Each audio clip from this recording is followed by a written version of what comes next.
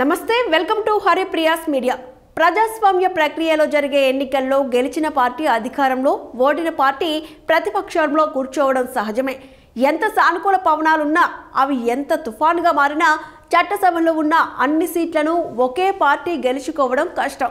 ప్రత్యర్థులు కొన్ని సీట్లతో సరిపెట్టుకోవడం పరిపాటి. కానీ మన దేశంలోని ఓ రాష్ట్రంలో ఏకంగా ప్రతిపక్షం అన్నదే లేని పరిస్థితి ఏర్పడింది. అతి చిన్న హిమాలయ రాష్ట్రం సిక్కింలో ఇలా జరిగింది.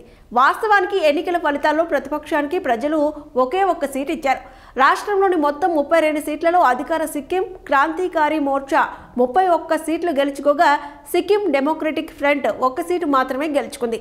ఒకరున్నా 10 మంది ఉన్నా అధికారం చేజిక్కించుకునేంత సంఖ్య సంపాదించలేని పార్టీని ప్రతిపక్షంగానే వ్యవహరిస్తాం. రాజ్యాంగం చట్టం ప్రకారం ప్రతిపక్ష హోదా దక్కాలంటే ఆ చట్టసభలోని మొత్తం సీట్లలో కనీసం 10% సీట్లైనా గెలుచుకుని ఉండాలి. 2014-2019 సార్వత్రిక ఎన్నికల్లో ఆ కాస్త సంఖ్యను కాంగ్రెస్ పార్టీ సాధించలేకపోవడం వల్లనే ప్రతిపక్ష నేత హోదా అధికారికంగా అందుకోలేకపోయింది. ఈ ఎన్నికల్లో 99 సీట్లు సాధించడంతో రాహుల్ గాంధీ అధికారికంగా ప్రతిపక్ష నేత హోదా పొందగలిగారు. ఇక సిక్కిం విషయానికి వస్తే లోక్సభ ఎన్నికలతో పాటే ఆ రాష్ట్ర అసెంబ్లీకి కూడా ఎన్నికలు జరిగాయి. గత 5 ఏళ్లుగా ముఖ్యమంత్రిగా పనిచేసిన ప్రేమ్ సింగ్ తమాంగ్ నేతృత్వంలోని సిక్కిం క్రాంతికారి మోర్చా అఖండ విజయం సాధించింది. రాష్ట్ర అసెంబ్లీలోని 32 సీట్లలో 2019లో 47.03% ఓట్లతో ఎస్కేఎం 17 సీట్లు గెలుచుకోగా 47.63% ఓటు సాధించినప్పటికీ ఎస్డీఎఫ్ 15 సీట్లతో సరిపెట్టుకోవాల్సి వచ్చింది. కానీ తాజా ఎన్నికల్లో ఎస్కేఎం ఏకంగా 58.38% ఓట్లు సాధించి 32 సీట్లకు 31 కైవసం చేసుకుంది.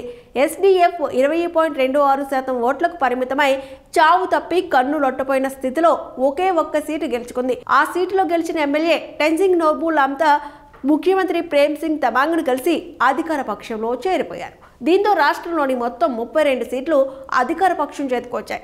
ఫలితంగా ప్రతిపక్షమే లేకుండా పోయింది. ప్రజా తీర్పు ప్రకారమే టెన్జింగ్ సిక్కిం డెమోక్రటిక్ ఫ్రంట్ వీడి అధికార పార్టీ సిక్కిం క్రాంతికారి మోర్చాలో చేరిన శ్యారీ నియోజకవర్గ ఎమ్మెల్యే టెన్జింగ్ నోర్బుల్ లామ్తా తాను ప్రజా తీర్పు ప్రకారమే ఈ నిర్ణయం తీసుకున్నానని చెప్పారు.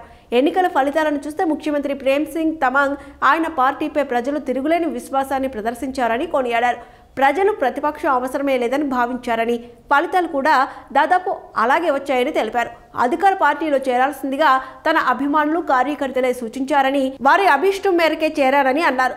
లామ్తా చేరికను సీఎం తమాంగ్ సాదరంగా స్వాగతించారు. లామ్తా తన నియోజకవర్గ అభివృద్ధి గురించి తపన పడుతున్నారని, వాటి గురించి తనతో చర్చించారని అన్నారు.